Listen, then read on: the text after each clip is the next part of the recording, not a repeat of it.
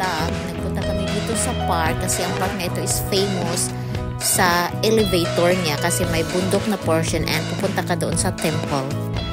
So, while waiting nga pala kay Bana, dito muna kami uupo. And this is how it looks. Sabi nila maganda dito sa gabi. But I don't know. May construction doon. May construction doon sa baba.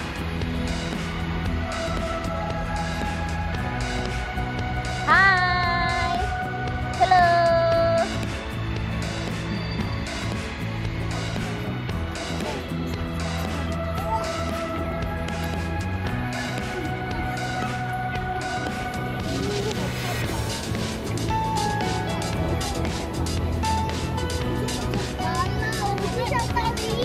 Hello, yeah.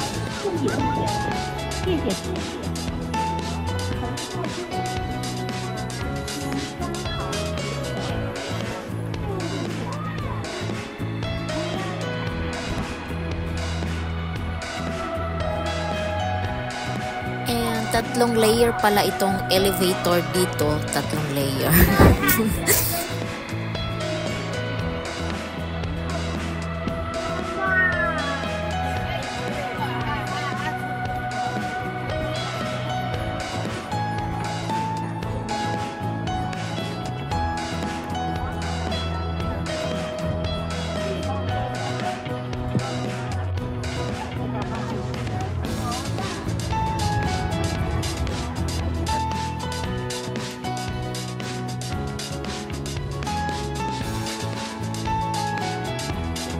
Yan nga pala yung pupuntahan namin.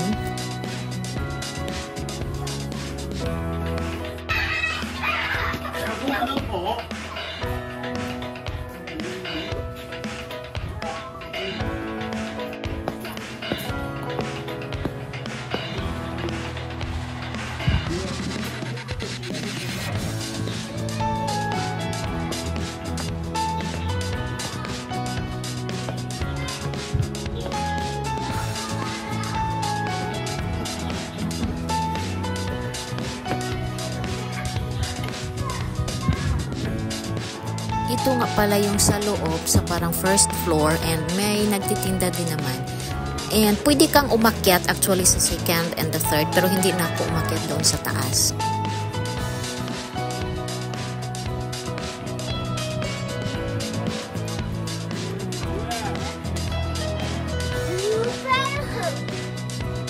This is how it looks naman during night time and may operation sila sa elevator. This view naman is sa tabi ng mall, Baolong Chang. And lumabas after dinner kasi lumabas muna kami and ito tumingin-tingin rito. And naglalaro naman si Buboy sa labas. So maganda din naman siya. And ito pala malapit sa Old Street dito sa Zhaojiang. This location pala is hindi sa Linghai. This one is in Zhaojiang. Malapit lang din sa Linghai.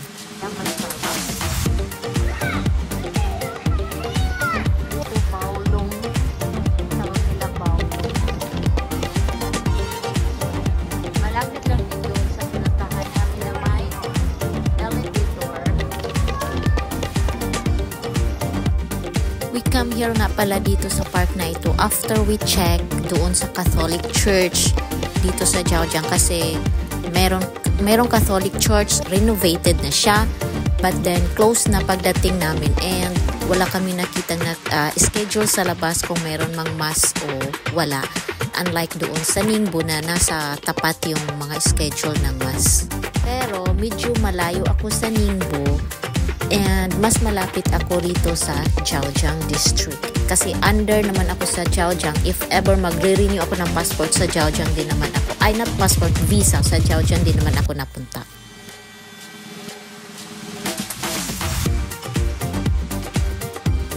Thank you for watching and hanggang sa muli. Bye-bye!